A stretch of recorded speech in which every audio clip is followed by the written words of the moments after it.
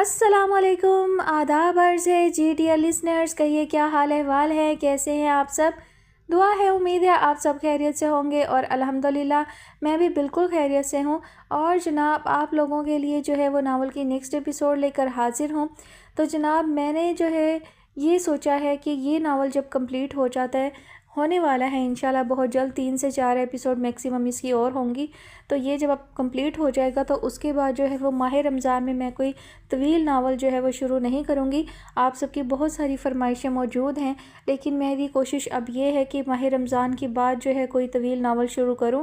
تو ماہ رمضان میں یہ کروں گی کہ آپ سب کے لیے عید کے حوالے سے اور ماہ رمضان کے حوالے سے جو ناولز ہوں گے، چھوٹی چھوٹی کہانیاں ہوں گی جو ایک ہی قسط میں یا پھر جو ہے 2 سے 3 ایپیسوڈ میں مکمل ہو جاتی ہیں، وہ شیئر کروں گی۔ اس سے میں بھی ریلیکس رہوں گی، یعنی اگر کوئی گیپ آ جاتا ہے، ناغہ ہو جاتا ہے، تو آپ لوگوں کو بھی پرابلم نہیں ہوگی اور میرے لیے بھی آسانی رہے گی، میں بھی ریلیکس رہوں گی۔ ابھی میرا یہ ہوتا ہے کہ میری پوری کوشش ہوتی ہے کہ ٹائم ہے یا نہیں ہے، کسی بھی طرح مینیج کر کے میں آپ لوگوں کے لیے ایپیسوڈ ضرور ریڈی کروں، کیونکہ مجھے معلوم ہے کہ جو قسط وار ناول ہوتے ہیں ان کا بے صبری سے انتظار ہوتا ہے۔ لیکن جب اس طرح کی کوئی ناول نہیں شیئر کروں گی، شارٹ سٹوریز ہوں گی تو وہ جلدی کمپلیٹ ہو گئی، پھر 1-2 دن کا گیپ لے لیا، پھر کوئی نئی سٹوری شیئر کر دی، تو اس سے مجھے بھی سہولت رہے گی اور آپ لوگوں کو بھی جو ہے وہ طویل انتظار نہیں کرنا پڑے گا۔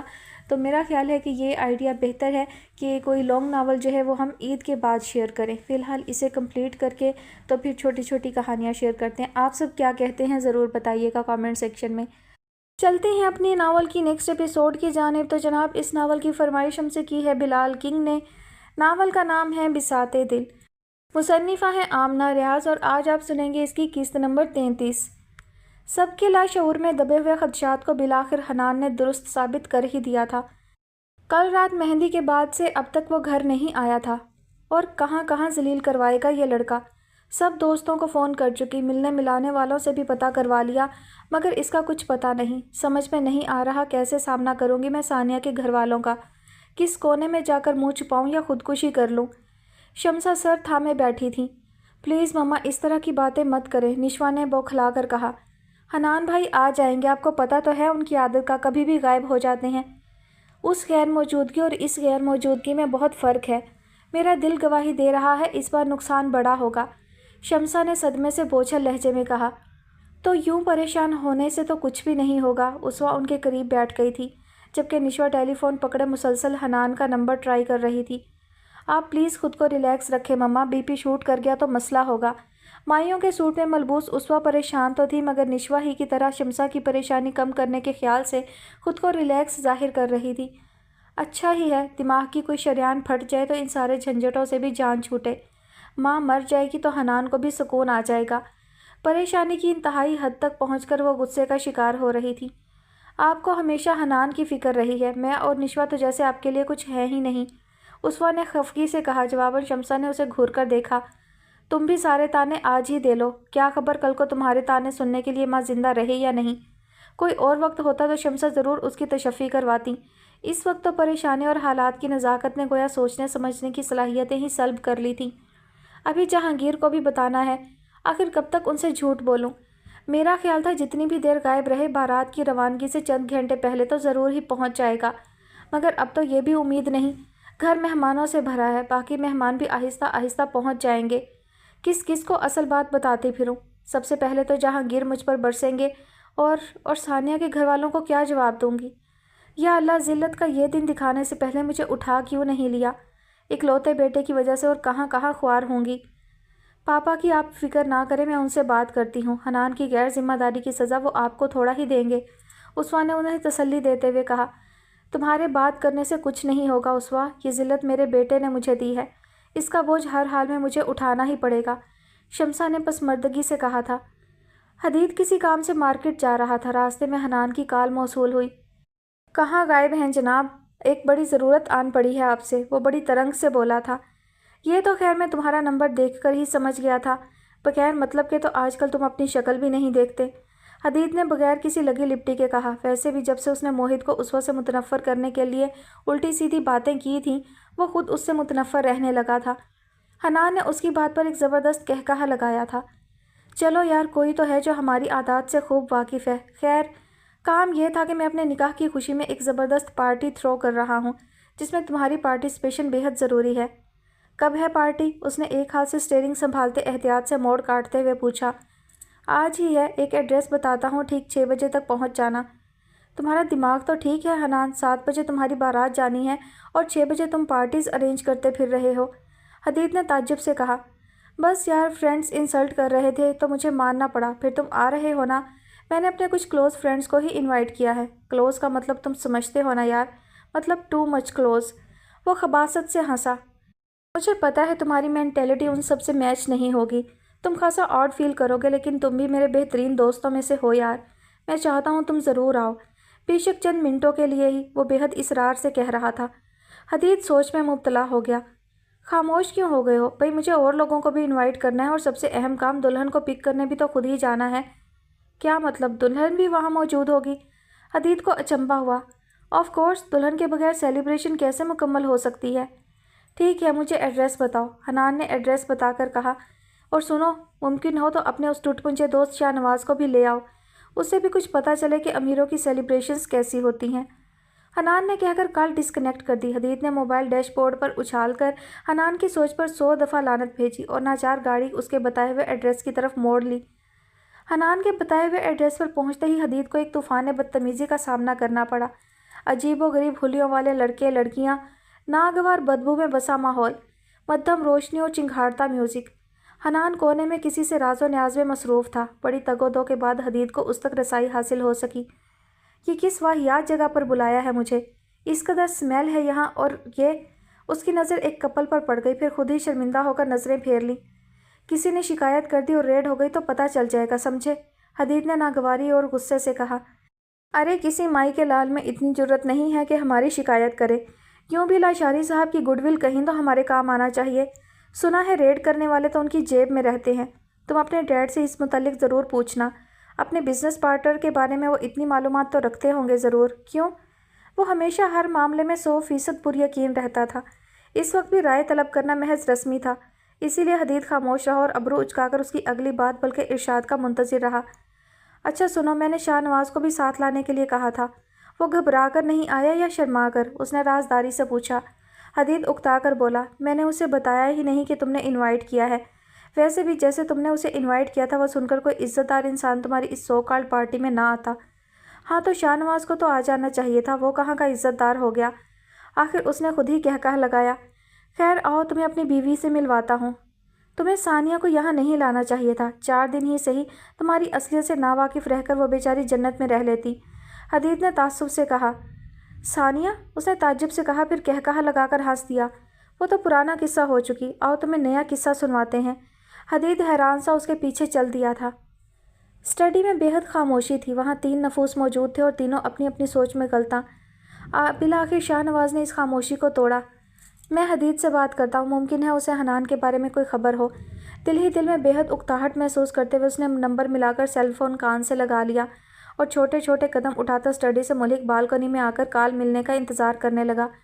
5ویں یا 6ٹھی بیل پر حدید نے کال اٹینڈ کی تھی۔ ویری سوری یار، آج کے دن بھی تمہیں ڈسٹرب کر رہا ہوں، بس ٹینشن ہی کچھ ایسی ہے کہ تم سے رابطہ کرنا پڑا۔ بالکل ٹھیک وقت پر تم نے فون کیا ہے، میں بھی تمہارا نمبر ملانے ہی لگا تھا۔ حدید کا انداز کچھ ایسا تھا، شاہ نواز چونک سا گیا۔ خیریت تو ہے نا؟ یوں سمجھو خیریت نہیں ہے، ایک ٹینشن فل خبر سنانی ہے۔ کثرے بلند والوں کے ساتھ تو ایک مستقل ٹینشن لگی ہوئی ہے۔ حنان نام ہے اس کا، تم کس ٹینشن کی بات کر رہے ہو؟ حنان کی بات ہی کر رہا ہوں۔ یار تمہیں پتہ ہے وہ کہاں ہے؟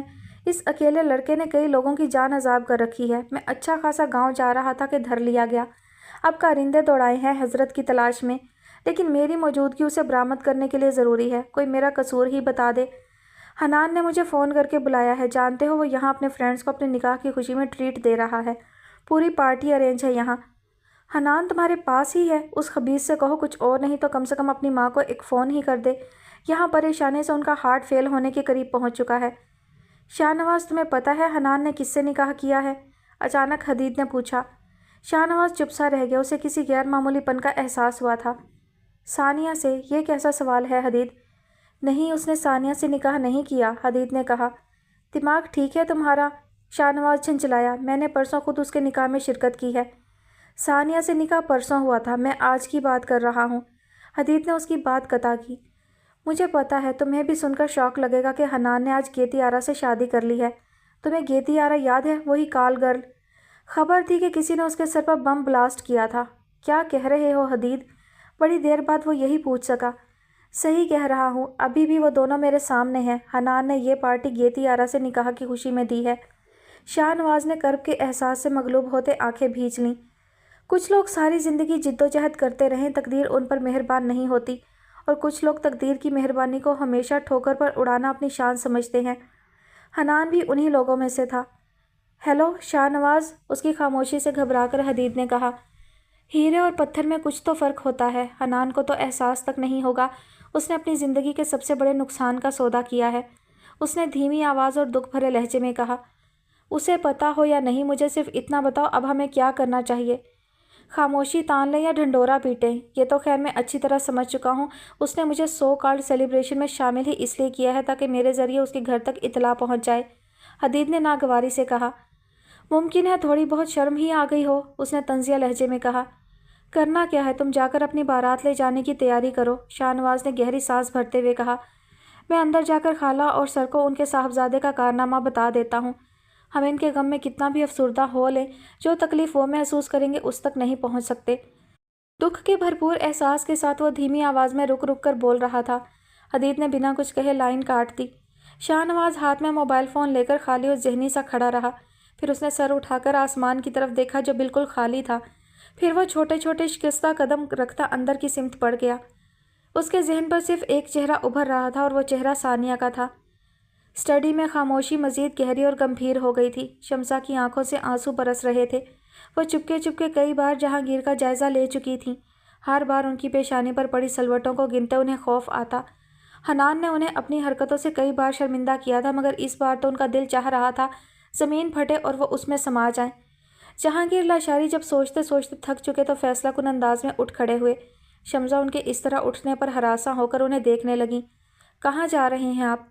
صرف میں نہیں، تم بھی میرے ساتھ جا رہی ہو، انہوں نے پتھریلے تاثرات کے ساتھ جواب دیا اور جھک کر موبائل اور کار کی چابیاں ٹیبل سے اٹھانے لگے۔ تم کا صیغہ ان کے انتہائی طیش کی علامت تھا۔ شمسا کا دل سوکھے پتے کی طرح کانپنے لگا تھا۔ مدد طلب نظریں بے ساختہ شاہ نواز کی طرف اٹھ گئیں، مگر وہ بھی سمن بکمن کھڑا شوز کی ٹو سے کارپیٹ کرید رہا تھا۔ انہوں نے ڈرتے ڈرتے جہانگیر لاشاری کی طرف نگاہ کی اور ہمت جمع کر کے پوچھا، ہاں لیکن جا کہاں رہے ہیں؟ ثانیہ کے گھر جا رہے ہیں، مختصر جواب آیا۔ لیکن جہانگیر، انہوں نے کہنا چاہا۔ جہانگیر لاشاری نے ہاتھ اٹھا کر ٹوک دیا، بس اب ایک لفظ اور نہیں، پہلے ہی تمہارا اور تمہارے بیٹے کا کیا بھگت رہا ہوں، انہوں نے طیش سے کہا۔ میں نے پہلے ہی کہا تھا شمسا، اگر وہ سنجیدہ نہیں ہے تو رشتہ طے مت کرو تم، مگر تمہیں شوق ہوا تھا، اب بھگتو بیٹھ کر۔ نہ صرف میرے خاندان کی عزت بلکہ اس بچی کی زندگی بھی داؤ پر لگا دی تمہارے بیٹے نے۔ کیا جواب دیں گے اب ہم ثانیہ کے گھر والوں کو؟ خود ہمارا گھر مہمانوں سے بھرا ہے، رات تک مہمان بارات کے ساتھ جانے کا ارادہ کیے بیٹھے ہیں، انہیں کیا بتانا ہے یہ سوچا ہے؟ اور صرف یہی کیوں، کل کو مجھے اپنی بیٹی کی بارات کا استقبال کرنا ہے، وہ میں کس منہ سے کروں گا؟ تمہیں اندازہ ہے شمسا، تمہارے لاڈلے نے کہیں منہ دکھانے کے لائق نہیں چھوڑا مجھے۔ وہ غیظ و غضب کی تصویر بنے ہوئے تھے۔ کیا لگتا ہے یہ صرف آپ کا مسئلہ ہے؟ مجھے کوئی تکلیف نہیں پہنچی۔ وہ شدت سے رونے لگی تھیں، ان کے لیے تو دوہری اذیت تھی کہ ہر طرح سے مورد الزام ٹھہرائی جا رہی تھی۔ بے ہدایت بیٹے کی ماں ہونا بھی ایک سزا ہے۔ میں صرف اتنا جانتا ہوں کہ جواب دہی کے خیال سے ہی میرے رونگٹے کھڑے ہو رہے ہیں۔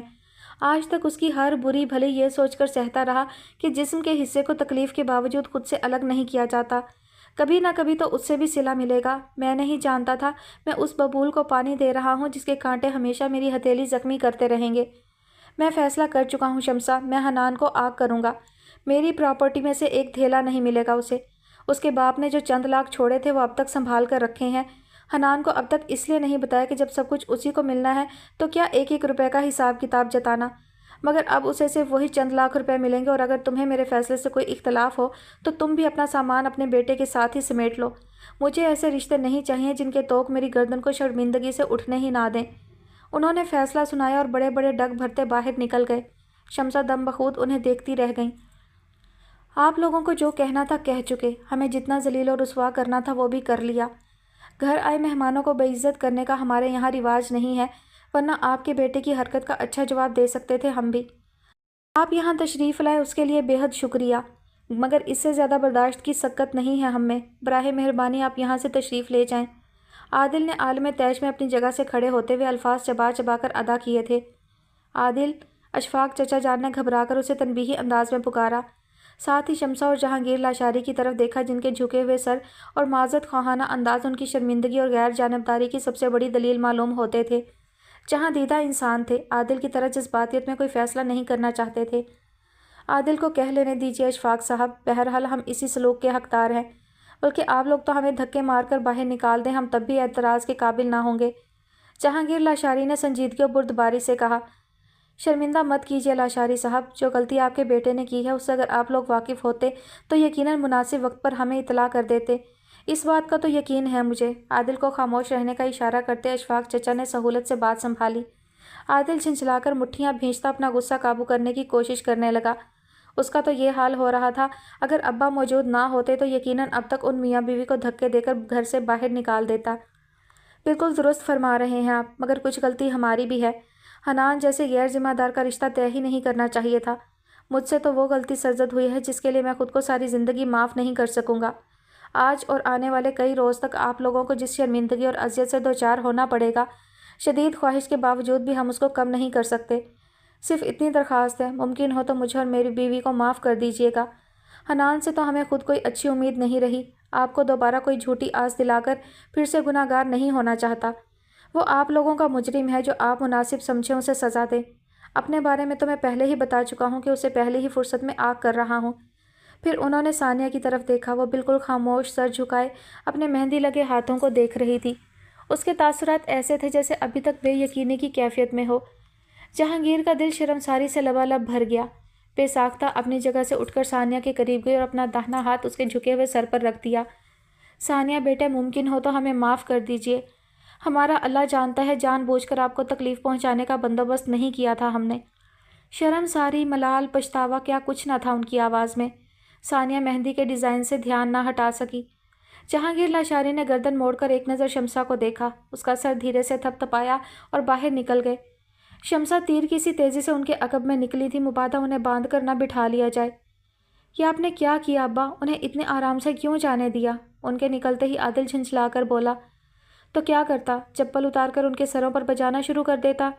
چچا جان اس سے زیادہ جھنجھلا کر بولے۔ کبھی مصلحت سے بھی کام لینا پڑتا ہے عادل، ہمیشہ جذباتیت سے کام نہیں سنورتے۔ ہم چاہے ان سے کتنا بھی خفا ہو لیں، ان پر کتنا بھی بھڑک لیں، مگر اس حقیقت سے نظریں نہیں چرائی جا سکتی کہ وہ ابھی بھی ثانیہ کے سسرالی عزیز ہیں۔ کل کو حالات کیا رخ لیتے ہیں، ہم کو اس بات کو مد نظر رکھتے ہوئے اپنے رویے یا رد عمل ترتیب دینا پڑیں گے، تاکہ کل کو ثانیہ کو کوئی دقت نہ ہو۔ لڑکی والوں کو ہمیشہ جھک کر ملنا پڑتا ہے بیٹے، یہ بات تم ابھی نہیں سمجھ سکتے۔ کل کس نے دیکھا ہے ابا؟ وہ سلگ کر بولا۔ اور ہم کسی چیز کی پرواہ کریں ہی کیوں، جب ہمیں ان گھٹیا لوگوں سے کوئی رشتہ رکھنا ہی نہیں ہے۔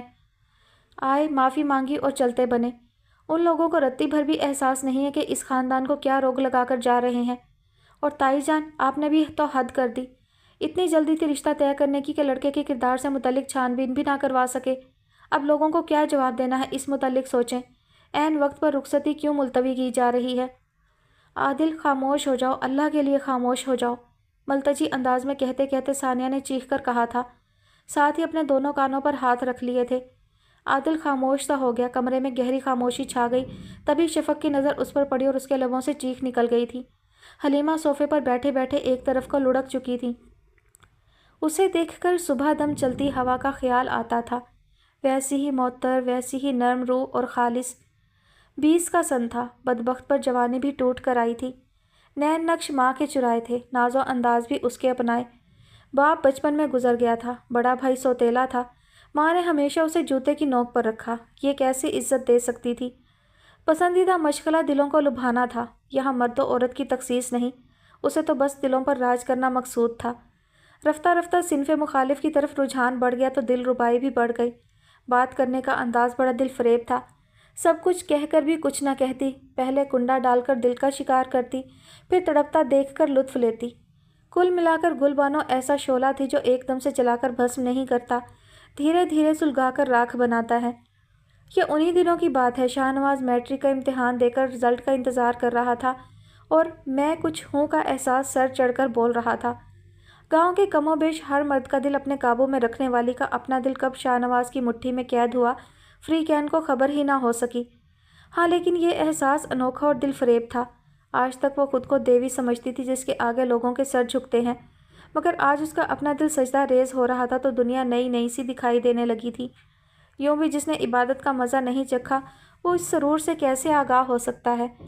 और घाटे में तो वो यहाँ भी ना रही। उसे रिझाने के तरीके आते थे, जिनसे दिल का ताल्लुक ना जुड़ता उनसे भी यूँ मिलती कि सामने वाला फिदा हो जाता। यहाँ तो फिर भी दिली वाबस्तगी थी, लिहाजा शाहनवाज ने झुकने में वक्त ना लिया। कम उम्र था उस पर मस्तदाद, फितरतन शरीफ भी। कहता था बेहद चालाक हूँ, मगर अल्लाह गवाह है जब भी चालाकी का मुजाहरा करने की नौबत आई मुँह की खाई। ये भी नहीं कि बिल्कुल ही बोंगा था, बस बेचारे को दूसरों की चालाकियाँ, शातिराना चालें पहचानने का हुनर नहीं आता था। गोया अपने नुकसान का एहतमाम करने के लिए जिन जिन खसूसियत की ज़रूरत होती है वो उसमें बदरजा आतम मौजूद थी। गुलबानो रात को दिन कहती तो उसका दिन हो जाता। बारिश के लिए नागवारी या नापसंदीदगी जाहिर करती तो उसे बारिश के कतरे तेजाब के छींटे महसूस होने लगते। उसे चांद पसंद नहीं था, उसके लिए चांद के हाले से आग की लपटें निकलने लगीं। उसने चूड़ियों के लिए पसंदीदगी जाहिर की, ये शहर से डब्बों के डब्बे खरीद कर लाने लगा। उसे रुपयों की ज़रूरत पड़ती तो उसकी अम्मा का बटवा खाली होने लगता। गरम शालें, सूट, जूते, ज्वेलरी, खाना पीना। उन दिनों शाहनवाज ने गुलबानो पर हर वो चीज़ लुटाई जो उसकी दस्तरस में थी। गुलबानो शाद थी, उसे यूं भी दीवानों से ख़ास रग़बत थी, मगर अभी शाहनवाज की बेकरारी और रियाज़तों की कदर उसे ना आई थी। उसकी अदाएँ उसके लिए औरों जैसी आम थीं। दिल में बेशक मुकाम ख़ास था, मगर रियाज़तों में कुछ अनोखापन ना था। फिर वो ये भी जानती थी कि जल्द या बदेर उसकी शादी शाहनवाज से हो ही जाना है, क्योंकि मुश्तबा मलिक शाहनवाज उसे अपनी बेटी मानते थे और अपने बेहद अजीज़ मरहूम दोस्त की आखिरी निशानी को हमेशा अपने पास रखने की ख्वाहिश का इजहार उसकी जन्नत मकानी माँ के सामने कई बार दोहरा चुके थे। शाहनवाज अच्छा था, बल्कि लाखों में एक। हसब नसब वाला, सबसे बड़ी बात खुद उसे पसंद था, फिर उसका ताबेदार, उसकी मामूली सी तकलीफ़ पर बेचैन हो जाने वाला। मर्द की जेब भारी हो और इश्क भी बेहद करे, एक औरत को और चाहिए भी क्या होता है। शाहनवाज के साथ मुस्तकबिल की शाहराह पर सहूलियात ही सहूलियात थीं। वो किस लिए डरती, इसलिए बिला झिझक अपने शौक़ पूरे किया करती। लेकिन बाज़ औक़ात हद से ज़्यादा एतमाद भी मोहलिक साबित होता है। शम्सा ने फ़ोन बंद करके चुपके से जहांगीर लाशारी की तरफ देखा। वो आंखों पर पड़ने का चश्मा लगाए बैट ग्राउंड से टेक लगाकर टांगों पर फाइल खोलकर बैठे बज़ाहिर बड़े मसरूफ़ और लाताल्लुक़ नज़र आते थे। शम्सा पहली बार जहांगीर की तरफ से सरासीमगी का शिकार थी। इस नई खबर ने रही सही हिम्मत भी निचोड़ ली। वो बड़ी देर तक मुतज़ब्ज़ब सी उंगलियां मरोड़ती रहीं कि कोई गलती ना होने के बावजूद पिटकार का सबसे ज़्यादा हिस्सा उन्हीं के खाते में डाला जा रहा था। इस कदर सोच विचार में वक्त ज़ाया करने का क्या फ़ायदा है शम्सा? जो भी इत्तला मिली है सुना दीजिए। मैं खुद को अब किसी भी नई बुरी खबर के लिए हर वक्त तैयार कर चुका हूँ। जहांगीर लाशारी के संजीदा बेलचक लहजे ने उनके मफलूज होते हौसले में एक पल के लिए नई रूह सी फूंक दी थी। खुद से मुखातिब करना तो दुनिया का मुश्किल तरीन काम था। चलो, राब्ता बहाल होने की कुछ तो सबील हुई। सानिया की खाला से बात हुई है। बड़े अजीब से अंदाज में बात की उन्होंने, मगर शिकवा भी नहीं किया जा सकता। वहाँ तो बिल्कुल ही सोग वाली सूरत हाल है। जाहिर है जिस घर में बेटी की बारात आने से कुछ घंटे कबल दामाद की दूसरी शादी की इतला पहुँच जाए, वहाँ शादियाने बच भी नहीं सकते। संजीदा लहजा इस बार तंज की लपेट में था। शम्सा होंठ चबाने लगी, फिर हिम्मत करके बोली, बुरी खबर है जहांगीर। सानिया की माँ हॉस्पिटलाइज्ड है। उसे यक्के बाद दीगरे 2 हार्ट अटैक हुए हैं। इतनी क्रिटिकल है कि डॉक्टर्स भी कोई हौसला अफजा जवाब नहीं दे रहे। जहांगीर लाशारी ने बेसाख्ता आंखें भींचकर सर हाथों में थाम लिया था। हमें इस ख़ानदान के कितने कर्ज उतारना होंगे शम्सा। मैं तो सोचने भी लगूँ तो बेबस सा हो जाता हूँ। पता नहीं कौन से गुनाहों की सज़ा भुगत रहे हैं, और वो एक बेगैरत इंसान है। हमारी इज़्ज़त का तमाशा लगाकर लान तान का मुआवजा समेटने के लिए हमें ही छोड़ गया है। ऐसे बेटे से तो बे औलाद मरना बेहतर है। आज तक उसने मुझे अपना बाप तस्लीम नहीं किया। ये उसका वाहिद एहसान है जिसे मैं अच्छे लफ्ज़ों में याद करूँगा। शम्सा की आंखों से टप टप आंसू बहने लगे। आप मुझे इतनी बातें क्यों सुना रहे हैं? मेरी मजबूरी ये है कि आपकी तरह उसे लाताल्लुक़ी इख्तियार करके एक तरफ नहीं हो सकती, मगर हकीकत तो यही है ना कि मैं भी उतनी ही बेकसूर हूँ जितना कि आप। रोने धोने से अब कुछ नहीं हो सकता। दुआ से तो अलबत्ता तकदीर बदली जा सकती है। तुम्हारी अपने बेटे के हक़ में की हुई दुआएं तो कबूल ना हो सकीं। अब सानिया की माँ के लिए दुआ करो। हमारे कंधों पर उस घर की बर्बादी का बोझ ना बढ़े। इसके लिए सानिया की माँ की ज़िंदगी और सेहत याबी बेहद ज़रूरी है। اب اٹھ کر बनाओ सिंगार मुकम्मल कर लीजिए, आपको अपने नालायक बेटे की मजबूर और बेकस सास की अयादत के लिए जाना है। वो तंज के तीर बरसाते वाशरूम में घुस गए। शमसा लाचारी से बंद दरवाजे को देखती रहीं, फिर रोते रोते जैसे नाचार उठ खड़ी हुई। देखिए, आपकी पेशेंट की हालत इतनी क्रिटिकल है कि कुछ भी कहना कबलस वक्त होगा, आईसीयू से निकलते डॉक्टर ने बमुश्किल ठहरे हुए कदरे कम प्रोफेशनल अंदाज में जवाब दिया था। एक तो वो पहले ही मुकम्मल तौर पर सेहतयाब नहीं हो पाई, फिर 2 मेजर हार्ट अटैक। ये कोई मामूली बात नहीं है। उस पर उनका शुगर लेवल ख़तरनाक हद तक लो हो चुका है। अगले 24 घंटों में अगर उन्हें होश नहीं आता तो आई एम सॉरी। आप लोग दुआ कीजिए, दुआओं से तो मोजज़े वाक़या हो जाते हैं। डॉक्टर ने आदिल का कंधा थपथपाया और आगे बढ़ गया। आदिल ने मुड़कर अशफाक चचा को देखा, फिर उन दोनों ने बैक वक्त शफक को, उसके अकब में कॉरिडोर में बेंच पर बैठी सानिया को देखा। शफक रोहासी होकर चचा की तरफ बढ़ आई। चचा, मेरी अम्मी। हौसला करो बेटी, हमें अल्लाह की रहमत से मायूस नहीं होना चाहिए। उन्होंने उसका सर थपक कर उसके कंधे की गिर्द बाजू फैलाते हुए कहा। शफक के लिए इस कदर सहारा काफ़ी था। वो उनके कंधे पर सर रख कर सिसकने लगी। खुदारा खुद को संभालो शफक, हद होती है किसी बात की। तुम ही इस तरह हौसला हारोगी तो बाकियों को कौन संभालेगा। सानिया की तरफ देखो, उस पर जो बीत रही है वो तुम्हारी कैफियत से ज़्यादा कठिन है, मगर कितनी बहादुरी से खुद को संभाले बैठी है। मजाल है जो एक भी लफ्ज़ मायूसी का मुंह से निकाला हो या आंसू आंखों में आने दिए हों। आदिल की बात पर शफक के जहन में झमाका सा हुआ था। सरअत से गर्दन मोड़कर उसने धुंधलाई हुई आंखों से सानिया को देखा। वो बेंच पर दीवार से टेक लगाए इतनी गुमसुम बैठी थी कि उस पर मुर्दा होने का गुमान होता था। आपको क्या लगता है आदिल, ये इसलिए खामोश है कि बहुत बाहौसला है? नहीं आदिल, ये आपकी गलत फहमी है। ये उसका एहसासी शर्मिंदगी है जो उसे कुछ बोलने नहीं दे रहा, उसकी आंखों में आंसू आने नहीं दे रहा। उसकी तनफ़्फ़ुर ज़दा आवाज़ इतनी बुलंद थी कि चंद कदमों के फासले पर बैठी सानिया की समाअत को आग की तपश से रोशनास करवा सके। उसने झुका सर उठाकर ज़ख्मी नज़रों से उसे देखा। शफक तीर की तरह उसकी तरफ लपकी थी।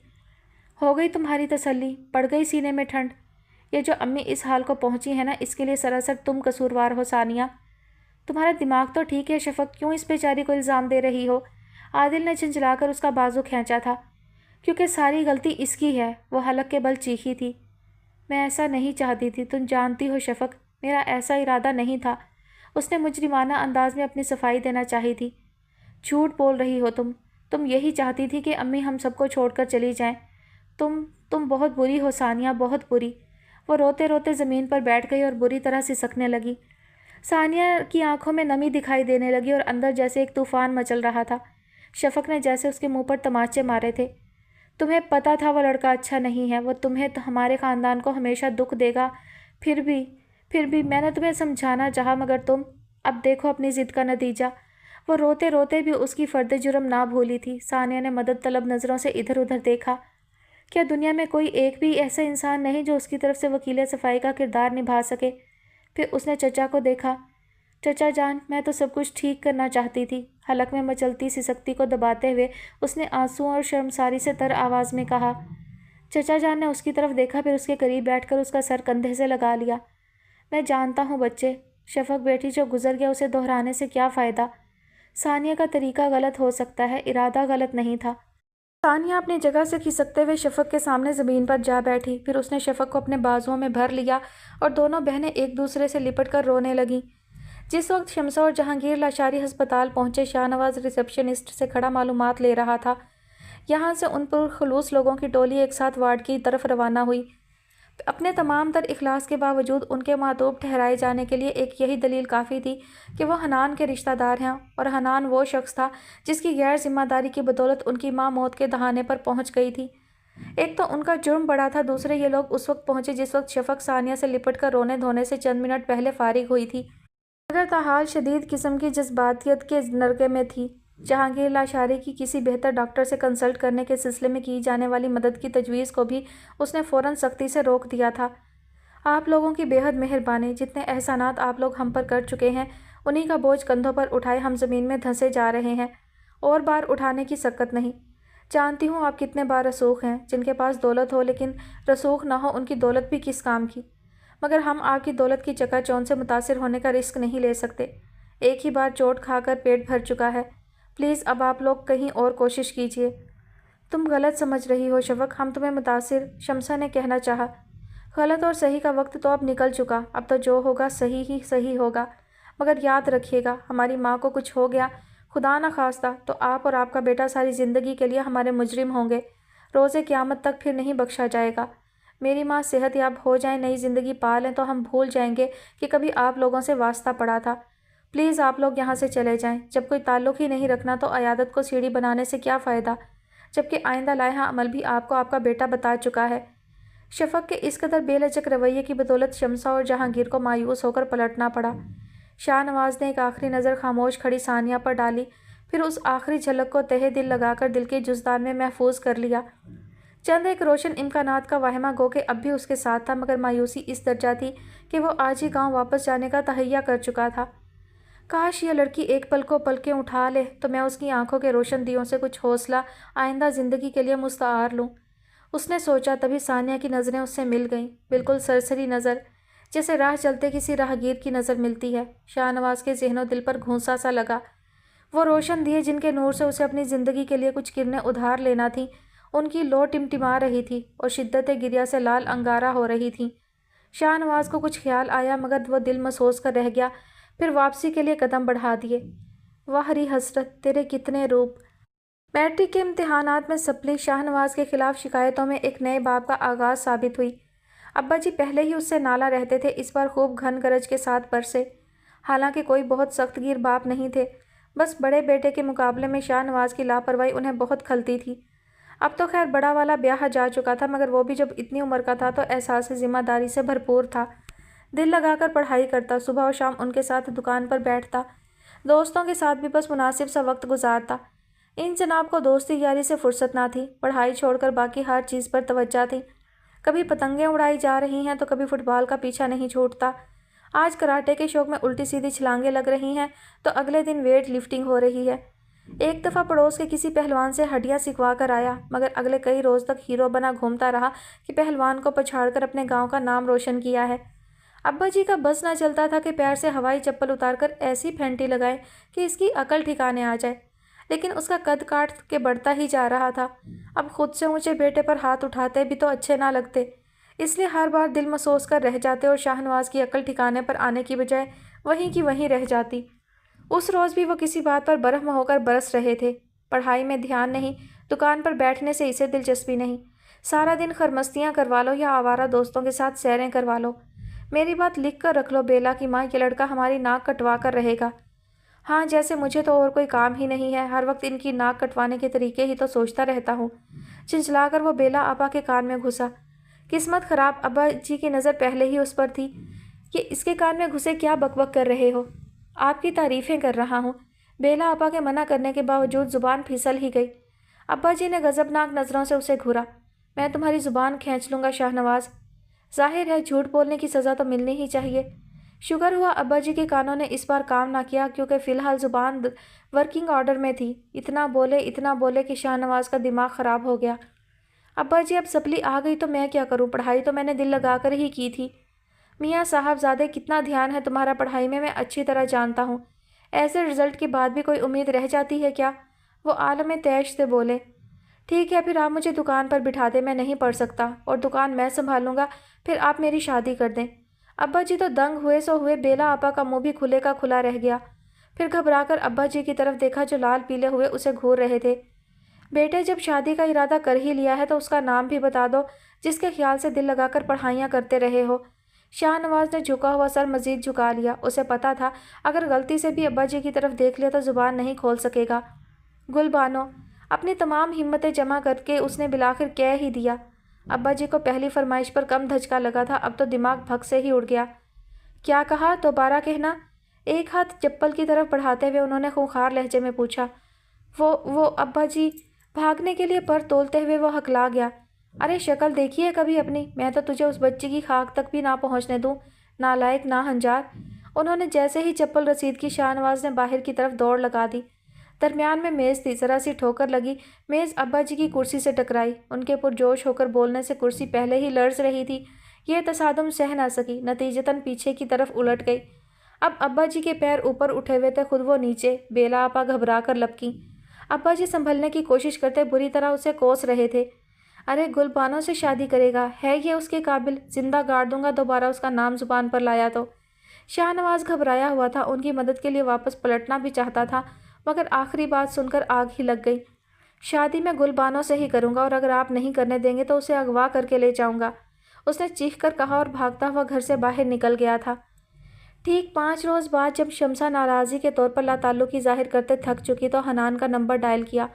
دوسری طرف آنسرنگ مشین مہذب لہجے میں ہدایات دے رہی تھی، ایک بیپ کے بعد اپنا میسج ریکارڈ کروائیں وغیرہ وغیرہ۔ انہوں نے مایوس ہو کر ریسیور رکھ دیا اور بیٹھ کر رونے لگیں۔ شوہر کے طنز، بیٹے کی لاپرواہی اور بے حسی اور ضمیر کا بوجھ الگ۔ بے بسی کے شدید ترین احساس سے مغلوب ہوتی وہ روتی چلی گئیں۔ کیا ہو گیا مما؟ نشوا ابھی ابھی آئی تھی، انہیں روتا دیکھ کر بوکھلا سی گئی۔ کچھ نہیں بیٹے، اپنی قسمت کو کوس رہی ہوں، انہوں نے آنسو پونچھتے ہوئے کہا، پھر اٹھ کھڑی ہوئیں۔ میں ہسپتال جا رہی ہوں، تھوڑی دیر تک واپس آ جاؤں گی۔ کیوں جا رہی ہیں مما؟ لاسٹ ٹائم بھی شفق نے آپ لوگوں کو کتنا برا بھلا کہا تھا۔ وہ فکر مند سی ہو گئی۔ بری بھلی تو ان کی سننا پڑے گی بیٹے، ہم نے خود انہیں حق دیا ہے، کیا برا بھلا بھی نہ کہیں گے؟ جانا ضروری ہے، میرا دل کہتا ہے کچھ وقت ان لوگوں کے ساتھ گزارنا ہی چاہیے، خواہ اس دوران وہ سب ہمیں گالیاں ہی کیوں نہ دیں۔ ممکن ہے لگاتار گالیاں سن کر ہی میرے ضمیر پر پڑا بوجھ کچھ کم ہو جائے، انہوں نے گہری سانس بھر کر کہا تھا۔ ثانیہ انہیں کوریڈور میں ڈاکٹر سے بات کرتی ہوئی مل گئی۔ اب کیسی طبیعت ہے حلیمہ بہن کی؟ بہتر ہیں، لیکن ڈاکٹر نے ابھی بھی کوئی حوصلہ افزا جواب نہیں دیا۔ ثانیہ کے لہجے میں کوئی بھی الگ تاثر نہ تھا، شمسا نے محسوس بھی کیا تھا۔ جاگ رہی ہیں؟ نہیں، ابھی ابھی نیند کا انجیکشن دیا ہے۔ وہ دونوں خاموش ہو گئیں کہ اب کچھ کہنے یا پوچھنے کو باقی بھی نہ بچا تھا۔ پھر بالآخر شمسا نے ہی خاموشی کو توڑا۔ کیا کچھ دیر وہاں میرے ساتھ بیٹھ سکتی ہو؟ میں جانتی ہوں تم مجھ سے بات نہیں کرنا چاہتی، لیکن پلیز۔ ایسی کوئی بات نہیں ہے، ثانیہ نے تیزی سے کہا، پھر ہاسپٹل کے لان کی طرف اشارہ کرتے ہوئے بولی، آئیے وہاں بیٹھتے ہیں۔ وہ دونوں برآمدے کی سیڑھیوں میں بیٹھ گئیں۔ لان کی گھاس پر ایک بچہ اپنی بال سے کھیل رہا تھا اور لان کی گھاس دھوپ میں چمکتی بے حد ہری معلوم ہو رہی تھی۔ ثانیہ نے کچھ دیر ان کی طرف سے منتظر رہنے کے بعد گفتگو کا آغاز کیا تھا۔ شاید آپ یہ سمجھ رہی ہیں کہ میں آپ سے ناراض ہوں، اس نے کہا، پھر خاموش ہو گئی۔ وہ خود بھی فیصلہ کرنے سے قاصر تھی۔ حنان اگر کسی اور میں انٹرسٹڈ تھا تو آپ کو مجھ سے غلط بیانی نہیں کرنی چاہیے تھی۔ آپ کو احساس ہے آپ کی اس چھوٹ کی وجہ سے میرا خاندان کتنے ناقابل تلافی نقصان کا شکار ہو سکتا ہے۔ میں نے جھوٹ نہیں بولا تھا ثانیہ۔ شمسا کی آنکھوں میں پھر آنسو آ گئے۔ مگر اپنی بات کی صداقت کا یقین نہ میں جہانگیر کو دلا سکتی ہوں نہ تمہیں۔ میں نے جو بھی تم سے کہا وہ 100% درست تھا، کیونکہ حنان نے خود میرے سامنے تم میں دلچسپی ظاہر کی تھی اور وہ تم سے شادی کا خواہش مند تھا۔ میری غلطی یہ ہے کہ میں نے اس پر بھروسہ کیا۔ مجھے تبھی سمجھ لینا چاہیے تھا کہ وہ جہانگیر سے انتقام لینے کے لیے اور ہمیں نیچا دکھانے کی ایک اور کوشش کر رہا ہے۔ اب ثانیہ بری طرح چونکی، اس نے سرعت سے گردن موڑ کر شمسا کی طرف دیکھا تھا۔ حیرانی اور ناسمجھی کے مارے اس کی فراخ پیشانی پر لکیر ابھر آئی تھی، مگر لبوں سے اس نے ایک لفظ نہ کہا۔ دراصل حنان میرے پہلے شوہر کی اولاد ہے، شمسا نے سلسلہ کلام جوڑا تھا۔ ممکن ہے تم اس بات سے پہلے سے واقف ہو، کیونکہ حنان کی بدولت یہ بات پوشیدہ رہ ہی نہیں سکتی۔ زیادہ تفصیل میں نہیں جاؤں گی کیونکہ جانتی ہوں تمہارا وقت بے حد قیمتی ہے۔ جہانگیر سے شادی سے پہلے میری شادی حنان کے باپ سے ہوئی تھی۔ میں مڈل کلاس سے تعلق رکھتی تھی اور میرے ابا زراعت کے محکمے میں ہیڈ کلرک تھے۔ جب قادر کا رشتہ میرے ماموں کے توسط سے آیا تو میرے گھر میں ایسی صورتحال تھی جیسے 7 بیٹیوں کے بعد کسی گھر میں بیٹے کی خوشخبری آئی ہو۔ گو کہ ہم 2 ہی بہنیں تھیں، لیکن قادر کی دولت کی چکا چوند کے آگے بزرگوں اور بھائیوں کو کچھ دکھائی ہی نہیں دیا، اور قادر کے متعلق کسی قسم کی معلومات حاصل کرنے کی کوشش ہی نہیں کی گئی۔ شادی کے بعد مجھے قادر کی اصلیت پتہ چلی تو ماں کے صبر کے متعلق پڑھائے اسباق کے سوا کچھ یاد نہ آیا۔ میں جانتی تھی ہمارے معاشرے میں عورت کے لیے شوہر کے گھر سے نکل کر کوئی سائبان نہیں ہوتا۔ یہاں لڑکیوں کو پیدا ہوتے ہی دفنانے کا رواج نہ صحیح، لیکن لفظوں کے پتھر مار کر ہلاک کر دینے کا رواج ضرور ہے۔ قادر کے پاس بیش بہا دولت تھی، ساتھ ہی ساتھ شرابی اور جواری بھی تھا، مگر ان سب کے ساتھ ہی وہ انتہائی ناقابل برداشت قسم کے نفسیاتی مرض میں بھی مبتلا تھا۔ نشے کی حالت میں مجھے زدوکوب کرنا اور میرے جسم کو سگریٹوں سے داغنا اس کا محبوب ترین مشغلہ تھا۔ میرے جسم پر ابھی بھی وہ نشانات موجود ہیں جنہیں دیکھتے میری اذیت ازسر نو تازہ ہونے لگتی ہے۔ حنان 5 سال کا تھا تب میں نے بڑی دقتوں سے قادر سے طلاق حاصل کی۔ اس کے بعد چند سال کڑی مشقت کے تھے، مگر پھر اللہ کو مجھ پر رحم آ گیا اور اس نے جہانگیر جیسے بہترین انسان کو میرے لیے بھیج دیا۔ زندگی میں سکون آیا تو ٹھہراؤ بھی آ گیا۔ جہانگیر بہترین باپ بھی ثابت ہوئے، لیکن میں سمجھتی ہوں انہوں نے حنان کو اس کے سگے باپ سے بڑھ کر محبت دی تھی۔ مگر قادر حنان کے 12 سال کی عمر میں پہنچنے تک عدالت کے ذریعے اس کو اپنے ساتھ رکھنے کی اجازت لے چکا تھا۔ حنان کی سوچ میں یہ جو تبدیلی تھی اس دور میں ہی آئی۔ قادر نے حنان کے دماغ میں اتنا زہر انڈیل دیا کہ وہ اب تک جہانگیر کو اپنا دشمن سمجھتا ہے اور اپنے باپ کی حادثاتی موت کو بھی انہی کے کھاتے میں ڈالتا ہے۔ اس کا خیال ہے جہانگیر سے شادی کرنے کے لیے میں نے اس کے باپ سے طلاق لی تھی۔ ایک ماں اپنے جوان بیٹے کو یہ بات کیسے سمجھا سکتی ہے کہ اس کا باپ اسے کس کس تشدد کا نشانہ بنا چکا ہے؟ یہ بھی نہیں کہ میں نے حنان کو اس متعلق بتانے کی کوشش ہی نہیں کی۔ کوشش کی ہے، بہت کی ہے، مگر قادر کی تخلیق کی ہوئی سوچ اتنی طاقتور ہے کہ اس کے آگے میری وضاحتیں ہمیشہ کمزور پڑ جاتی ہیں۔ وہ ہمیشہ ایسی حرکتیں کرتا ہے جو جہانگیر کو ڈسٹرب کر سکیں۔ تم چونکہ میری اور ان کی پسند بھی تھیں تو اس بار حنان نے ہمیں زج کرنے کے لیے تمہیں مہرہ بنایا ہے۔ شمسہ گہری سانس بھر کر خاموش ہو گئی تھی۔ ثانیہ کچھ بھی کہنے سے قاصر تھی، پھر اس نے کہا، لیکن میرا تو کوئی قصور نہیں تھا، پھر آپ نے کیوں؟ جانتی ہوں، لیکن میں خود غرض ہو گئی تھی۔ مجھے لگا تھا صرف تم ہی وہ لڑکی ہو جو میرے بیٹے کو راہ راست پر لا سکتی ہو، اسے سنبھال سکتی ہو۔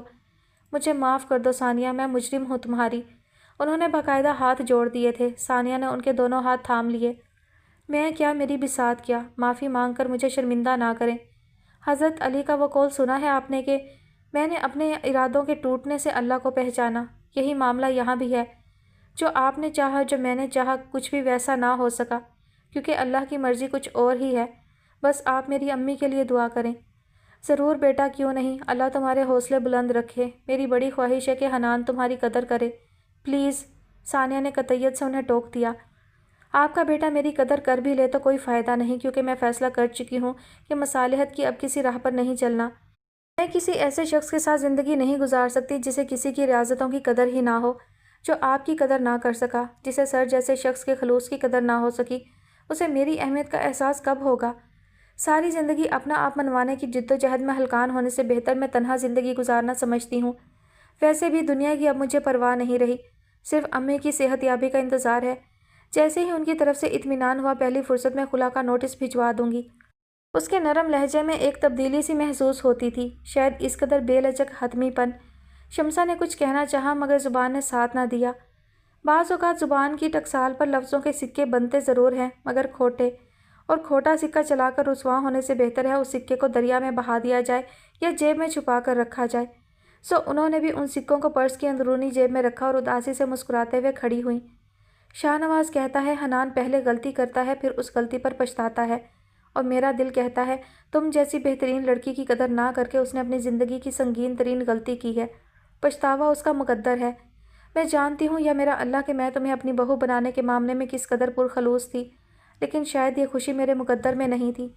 بہرحال میری دعا ہے اللہ تمہارا مستقبل روشن کرے اور تمہیں ہر اس خوشی سے نوازے جس کی تم نے تمنا کی۔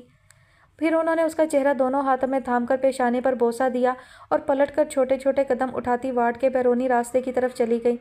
وہ چند لمحے وہیں کھڑی ان کے تعاقب میں اپنی نظریں دوڑاتی رہی، پھر خود بھی واپس پلٹ گئی۔ اچھا پھر؟ گلبانو نے ٹھوڑی کے نیچے ہتھیلی جما کر تجسس و پریشانی بھرے انداز میں پوچھا تھا۔ پھر کیا؟ میں نے ابا جی کو صاف صاف بتا دیا کہ میں شادی کروں گا تو صرف گلبانو سے، اور اگر کسی نے میرے راستے میں آنے کی کوشش کی تو میں تمہیں اغوا کر کے لے جاؤں گا۔ لاپرواہی سے ناک سے مکھی اڑاتے ہوئے گردن اکڑا کر کارنامہ 4 سے ضرب کر کے سنایا۔ حال کی محبوبہ اور مستقبل کی بیوی کے سامنے اتنی مبالغہ آرائی وہ اپنا حق سمجھتا تھا۔ گلبانو کی آنکھیں تعجب و بے یقینی سے کھلی کی کھلی رہ گئیں۔ سچ مچ ایسا کہہ دیا؟ تو کیا میں جھوٹ بول رہا ہوں؟ وہ بگڑا، پھر خود ہی ہنسنے لگا۔ ابا کی کرسی الٹ گئی تھی، چوٹ بھی لگی ہوگی۔ شرم کرو، انہیں چوٹ لگی اور تم ہنس رہے ہو، کم سے کم جا کر پوچھ ہی لیتے۔ پوچھنے بیٹھ جاتا تو اب تم بیٹھی میری ہڈیوں کی ٹکور کر رہی ہوتی، وہ چل کر بولا تھا۔ میں تو کہتا ہوں اچھا ہی ہوا ابا جی کے کانوں تک بات پہنچ گئی۔ اپنی دھن میں مگن وہ بولتا چلا گیا۔ گلبانو کی نظریں کھیتوں کے پار متلاشی انداز میں بھٹک رہی تھیں۔ شہر سے آئے ہوئے انجینئر سے آج کل معاملہ بھرپور جا رہا تھا۔ جب گلبانو نے اسے دیکھا وہ مختلف اوزاروں سے سڑک ناپ ناپ کر دیکھ رہا تھا۔ گلبانو کا دل یوں بھی ہمہ وقت یہاں وہاں گرنے کو بےتاب رہتا تھا۔ اس گورے چٹے شہری بابو کے قدموں میں گرنے میں 1 منٹ سے بھی کم وقت لگا۔ سنا ہے پلیٹ میں رکھ کر پیش کی جانے والی شراب تو ملا کو بھی حلال ہو جاتی ہے۔ انجینئر صاحب کا مزاج بھی کچھ ایسا ہی تھا۔ ملاقات طے تھی مگر کماد کے کھیتوں کے ارد گرد کہیں دکھائی نہیں دے رہا تھا۔ تبھی وہ اپنے کھیتوں سے دور ڈیرے کی طرف جاتا دکھائی دیا۔ گلبانو نے چپکے سے شاہ نواز کی طرف دیکھا۔ وہ بونگا اپنی ہی داستان شروع کیے بیٹھا تھا۔ اس نے کچھ سوچا پھر بولی، शाहनवाज, मैंने उधर डेरे की तरफ नसरीन को जाते देखा है। कमबख्त कब से मेरी हरी कमीज़ लेकर गई हुई है, अब तक वापस नहीं की। मैं ज़रा उसकी खबर लेकर आती हूँ। तुम कहाँ इंतज़ार करोगे? घर चले जाओ, मैं भी वहीं से चली जाऊँगी। उसने बड़े तरीके से बात बनाई थी। और सुनो, मैंने घर जाकर अब्बा जी की जूतियाँ खानी हैं, वो इस्तेहज़ाइया बोला। फिर किसी दोस्त के घर चले जाओ, यहाँ अकेले इतनी धूप में बैठकर क्या करोगे? वो जल्द अज जल्द उसे यहाँ से रवाना करना चाहती थी। हाँ, बात तो तेरी ठीक है, उसने पुरसोच अंदाज में कहा। चल फिर, मैं तो चला मुदस्सिर की तरफ। वो घुटनों पर हथेलियाँ जमाकर उठ खड़ा हुआ। अच्छा सुन, वो जाते जाते रुका, कल घर आएगी ना? हाँ बाबा, आऊँगी, वो बमुश्किल अपनी उकताहट छुपा पाई। फिर वहीं खड़ी शाहनवाज को देखती रही और जब उसे यकीन हो चुका कि शाहनवाज गांव की हदूद में दाखिल हो चुका है तो इत्मीनान से डेरे की तरफ चल दी। शाहनवाज को कुछ दूर जाकर एहसास हुआ कि किसी दोस्त के घर जाना सरासर हमाकत होगी। अब्बा जी को ज़रा भी उसकी गांव में मौजूदगी की भिनक पड़ गई तो बस खैर नहीं। लिहाजा उसने वहीं वापस जाने का इरादा तर्क किया और करीब बहते नाले के शफाफ पानी में पैर डालकर बैठ गया। फिर उठा, यहाँ वहाँ घूमा, खेतों में बैठे परिंदे उड़ाए, उनके पीछे दौड़ा।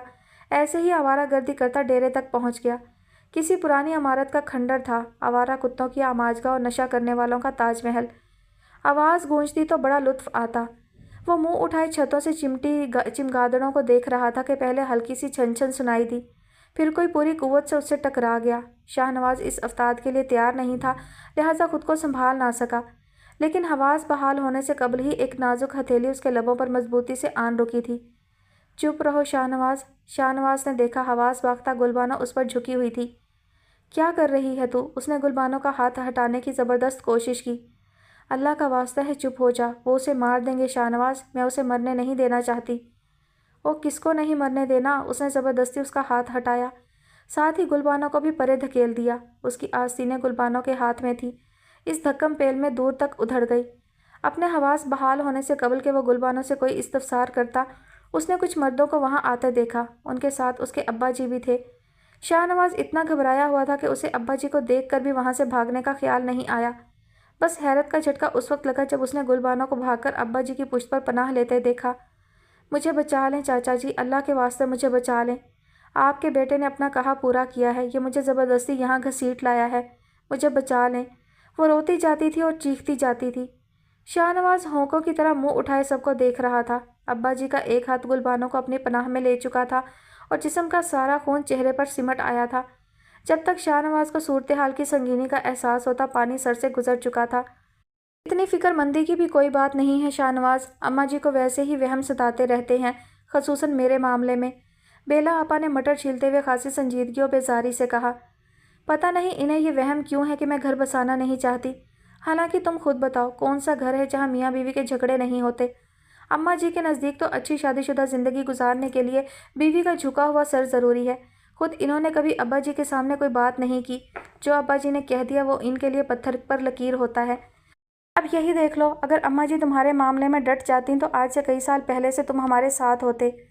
मेरी डिमांड भी कुछ ऐसी बेजा नहीं है, सिर्फ अलग घर ही तो चाहती हूँ। हर औरत चाहती है, बच्चे बड़े हो रहे हैं, जॉइंट फैमिली की अगर सहूलत है तो मसाइल भी हज़ार, मगर ये बात उन्हें कौन समझाए।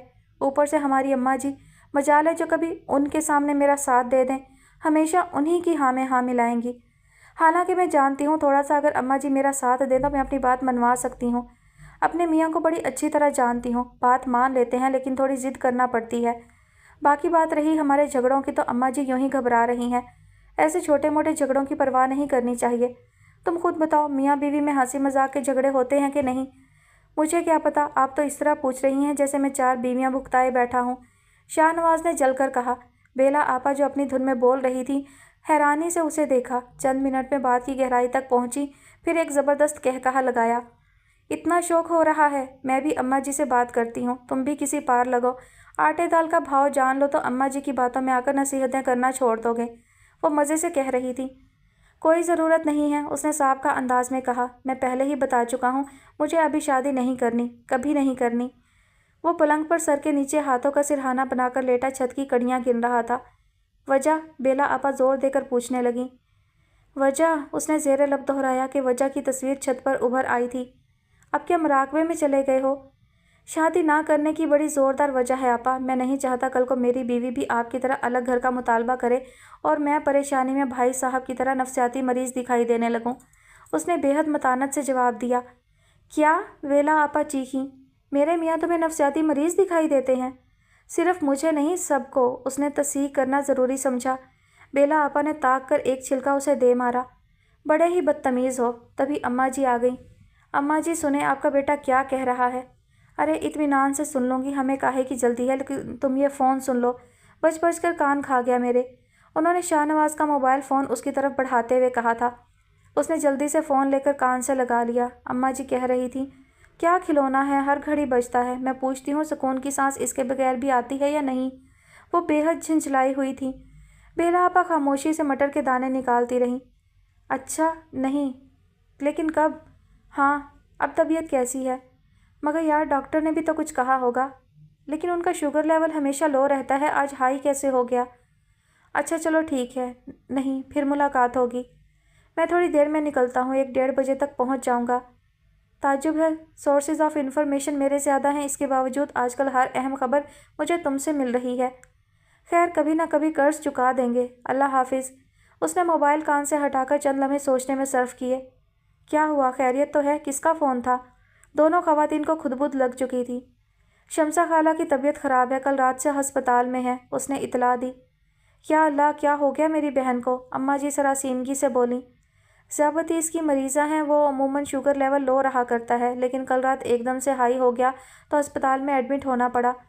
ویسے بھی فالتو وقت بھی ہو اور پیسہ بھی وافر ہو، بیماریاں سو۔ او ہو، ایک تو تمہاری بدگمانی کی کوئی حد نہیں بیلا، اماں جی جھنجھلا کر بولیں۔ اس میں بدگمانی کی کیا بات ہے؟ ہسپتالوں میں جھانک کر دیکھ لیں، پیسے والوں سے بھرے ہوئے ہیں۔ غریب بیچارہ تو بخار کی دوائی بھی مشکل سے لیتا ہے، ورنہ سسک سسک کر مر جاتا ہے۔ اماں جی میں ابھی لاہور کے لیے نکل رہا ہوں، جلد فارغ ہو گیا تو رات تک واپس آ جاؤں گا، ورنہ پھر کل صبح واپسی ہوگی۔ ویلا آپا پلیز ذرا اٹھ کے میرا بیگ تیار کر دیں۔ میں بھی تمہارے ساتھ چلتی ہوں شاہ نواز، عیادت تو بندہ غیروں کی بھی کر لیتا ہے، شمسہ تو پھر میری بہن ہے اور محسنہ بھی۔ پھر وہ بیلا آپا سے بولی، بیلا میرا بھی ایک جوڑا اور گرم چادر بیگ میں رکھ دینا، میں تازہ پھلکے اتار دیتی ہوں، کھانا کھا کر ہی سفر کے لیے نکلیں۔ بیلا آپا یکدم مستعد ہو گئی تھیں۔ نہیں آپا، کھانا میں نہیں کھاؤں گا، البتہ چائے بنوا دیں۔ وہ دروازے کی طرف پلٹا، پھر ٹھٹک کر رک گیا۔ گل بانو دروازے میں کھڑی تھی اور اسی کی جانب دیکھ رہی تھی۔ اماں جی اور بیلا آپا بھی اسے یہاں دیکھ کر حیران تھیں۔ شاہ نواز کی حیرانی میں البتہ ناگواری زیادہ تھی۔ پہلے اس کا دل چاہا گل بانو کو دھکے دے کر گھر سے باہر نکال دے، پھر وہ تیز تیز قدم اٹھاتا اس کے قریب سے گزرتا دوسرے کمرے میں چلا گیا۔ ثانیہ گھر جانے کے ارادے سے نکلی تھی، لیکن اسپتال کے برآمدے میں رک کر کچھ سوچنا شروع کیا تو بس سوچتی ہی چلی گئی، پھر چونک سی گئی۔ پتہ نہیں کیا سوچ لاحق تھی اور کوئی سوچ تھی بھی یا نہیں کہ اس وقت تو ذہن بالکل خالی ٹین کا ڈبہ معلوم ہوتا تھا۔ وہ اپنے ہی خیالات کی کھوج لگاتے لگاتے تھک گئی تو سر جھٹک کر گھر جانے کا ارادہ موقوف کیا اور وارڈ کی طرف چل دی۔ تبھی سامنے وہ دکھائی دے گیا اور وہ ٹھٹک سی گئی۔ تو کیا اس کی نظروں کا ارتکاز تھا یہ؟ اس نے پل بھر کو سوچا اور چھوٹے چھوٹے قدم اٹھاتی آگے بڑھ گئی۔ شاہ نواز نے اس کا یوں نظریں چرا کر آگے بڑھ جانا دیکھا بھی تھا اور محسوس بھی کیا تھا۔ میری کیا غلطی ہے بھلا؟ اس زمانے کے دستور بھی نرالے ہیں، جو سب سے زیادہ بے قصور ہو بس وہی دھر لیا جاتا ہے۔ ہم ٹھہرے سدا کے بے قصور، ہمیشہ اس جرم کی سزا پائی ہے جس کا ارتکاب ہی نہیں کیا ہوتا۔ رگوں میں بہتا لہو جل جل کر خاک ہونے لگا۔ اندر امی کے بیڈ کے قریب ایک گریس فل سی خاتون براجمان تھیں اور شفق سے باتیں کر رہی تھیں۔ پھر شفق نے ہی تعارف کروایا، یہ شاہ نواز بھائی کی امی ہیں اور خالہ جان یہ ثانیہ ہے۔ السلام علیکم۔ ثانیہ نے فوراً سلام کیا، ساتھ ہی پہلی بار بغور ان کا جائزہ لیا۔ سر پر ہلکا فیروزی دوپٹہ، شانوں کے گرد آف وائٹ گرم شال، سرخ و سفید رنگت، چہرے پر بے حد ملائمت اور شفقت کا بھرپور تاثر۔ اتنی باوقار خوبصورتی کم ہی دیکھنے کو ملتی ہے، سو وہ اطمینان سے دیکھا کہ خوبصورتی کا دل پہ تاثر بڑا بھرپور ہوتا ہے۔ وہ ثانیہ سے بڑی محبت سے ملی، اٹھ کر گلے لگایا، سر پر ہاتھ پھیرا، اس کی خیریت معلوم کی۔ جب جانے لگیں تو شفق نے کہا، آپ سے مل کر بہت اچھا لگا خالہ جان۔ شاہ نواز بھائی سے مل کر ان کی والدہ کا خاکہ جو ذہن میں بنتا تھا، آپ بالکل ویسی ہی ہیں، اور آپ کا بے حد شکریہ، آپ اتنی دور سے ہماری امی کی خیریت معلوم کرنے آئیں۔ اس میں شکریہ کی کیا بات ہے بیٹی، یہ تو میرا فرض تھا، بلکہ شاہ نواز نے پہلے تو تمہاری امی کا ذکر ہی نہیں کیا تھا، ورنہ میں پہلے ہی چکر لگا لیتی۔ آج بھی شمسہ کی خیریت معلوم کرنے آئے تھے، اس بہانے یہاں بھی آ گئے اور تم بہنوں سے ملاقات بھی ہو گئی۔ وہ دونوں ہی چونک گئی۔ شمسہ آنٹی کو کیا ہوا؟ اس کا شوگر لیول بہت بڑھ گیا تھا، لیکن شکر ہے اللہ کا اب بہتر ہے، کل تک شاید ڈسچارج بھی ہو جائے گی۔ اسی ہسپتال میں ہے؟ ہاں، تبھی شاہ نواز بھی آ گیا۔ چلیں اماں جی، میں ٹیکسی لے آیا ہوں، اپنی گاڑی تو کل تک ورک شاپ میں چھوڑنا پڑے گی، ہیڈ لائٹس تبدیل ہونا ہے، کچھ اور بھی گڑبڑ ہے، تھوڑا ٹائم لگے گا۔ وہ جلدی میں تھا۔ واپسی کا کیا ارادہ ہے؟ انہوں نے پوچھا۔ کل شام تک گاڑی ملنی ہے، اتنا ٹائم تو لگے گا۔ شاہ نواز بھائی، شمسا آنٹی کس روم میں ہے؟ شفق نے پوچھا۔ شاہ نواز نے روم نمبر بتا دیا۔ VIP روم، وہ استہزائیہ بولی۔ ٹھیک ہے، جن کے پاس پیسہ ہے سہولیات بھی انہی کے لیے ہیں۔ آنٹی کیسی ہیں اب؟ شاہ نواز نے پوچھا۔ الحمدللہ قدرے بہتر ہیں، ورنہ امی نے تو ہماری جان نکالنے میں کوئی کسر نہ چھوڑی تھی۔ اس کے لہجے میں خاصا سکون تھا۔ ڈاکٹرز کیا کہتے ہیں؟ صدمہ کہتے ہیں، یہ کسی شدید صدمے کی زد میں ہے، ذہنی حالت سنبھل جائے تو صحت یاب ہو جائیں گی۔ اس نے چپکے سے ثانیہ کو دیکھا۔ نظریں جھکائے وہ بالکل خاموش کھڑی تھی، زرد رنگت، آنکھوں کے حلقے، ذہنی پریشانی اور رد جگہوں کے غماز، پیشانی پر سلوٹ۔ اس کا دل چاہا اپنی انگلی کی پور سے اس سلوٹ کو ہموار کر دے۔ لا حول ولا قوت، کس قسم کی صورتحال میں کیا کیا چونچلے سوچ رہے ہیں۔ اس نے جھنجھلا کر بلکہ سٹپٹا کر دل کو ایک چپت رسید کی اور اماں جی کے ساتھ باہر چل دیا، اس بات سے بے خبر کہ اماں جی سارا ہی وقت اس کا جائزہ لیتی رہی ہیں۔ دونوں ہی بہت اچھی بچیاں ہیں، ٹیکسی میں بیٹھ کر انہوں نے کہا۔ جی، اس نے تائید کی۔ ثانیہ تو بہت ہی اچھی ہے، انہوں نے پھر کہا۔ یہ آپ مجھے بتا رہی ہیں؟ اس نے دل ہی دل میں بیزاری سے کہا۔ مجھے تو حنان کی عقل پر حیرت ہو رہی ہے، اتنی اچھی لڑکی کے ساتھ ایسی زیادتی کر کے کیا وہ خوش رہ سکے گا؟ رہ لے گا اماں جی، وہ جل کر بولا، اس جیسے لوگ ہر حال میں خوش رہ لیتے ہیں۔ اللہ عقل دے اسے، بیچاری بچی کے لیے ساری زندگی کی خوشیاں ختم کر دی۔ کیسے ہو گئیں اس کی زندگی کی خوشیاں ختم؟ وہ پھر تیزی سے بولا، ایک ناقدرے انسان نے اگر اس کی قدر نہیں کی تو اس کا مطلب یہ نہیں کہ وہ ساری زندگی کو اپنے لیے تاریک سمجھے۔ ایک بات کہوں، اس لڑکی کی بربادی میں تم بھی حنان کے ساتھ برابر کے شریک ہو۔ اماں جی کا سنجیدہ لہجہ اسے متعجب کر گیا۔ وہ کیسے؟ حیرانی سے انہیں دیکھنے لگا۔ جواباً اماں جی نے ٹیکسی ڈرائیور کی پرواہ کیے بغیر ایک زوردار چپت اس کے کندھے پر رسید کی۔ اتنی ہی اچھی لگتی تھی تو پہلے کیوں نہیں کہہ دیا؟ نہ تم دیر کرتے نہ یہ نوبت آتی، انہوں نے جھنجھلا کر کہا۔ شاہ نواز چپ کا چپ رہ گیا۔ مائیں اتنی جلدی دلوں تک کیسے پہنچ جاتی ہیں؟ اس نے پھیکی سی مسکراہٹ کے ساتھ ان کا ہاتھ تھام لیا اور کھڑکی سے باہر جھانکنے لگا۔ باقی کا رستہ خاموشی سے طے ہوا۔